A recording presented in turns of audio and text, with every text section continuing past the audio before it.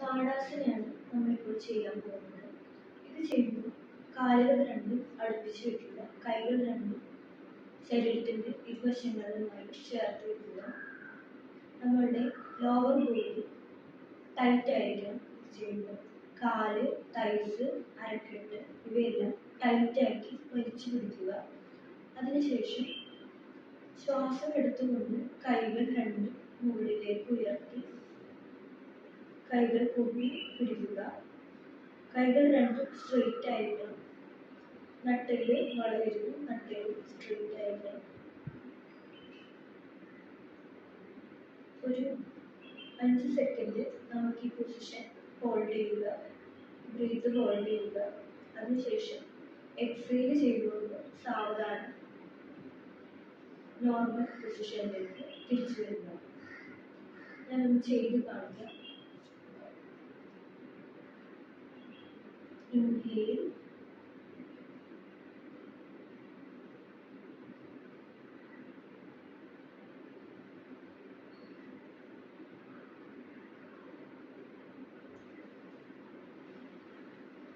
Exhale.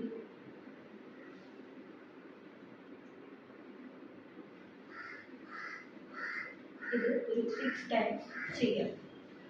താടാസനത്തിന് തന്നെ മറ്റൊരു വേരിയേഷനാണ് താടാസന stretching. ഇത് ചെയ്യുമ്പോൾ നമ്മൾ നേരത്തെ ചെയ്തതുപോലെ ശ്വാസം എടുത്തുകൊണ്ട് കൈകൾ മുകളിലേക്ക് ഉയർത്തി കൈകൾ രണ്ടും ഇന്റർലോക്ക് ചെയ്ത് സ്ട്രെച്ച് ചെയ്ത് ചെവി രണ്ട് ചെവിയുടെ സൈഡുകളിലായി കൈകൾ സ്ട്രെച്ച് ചെയ്ത് സ്ട്രെയിറ്റ് ആയിട്ട് പിടിക്കുക.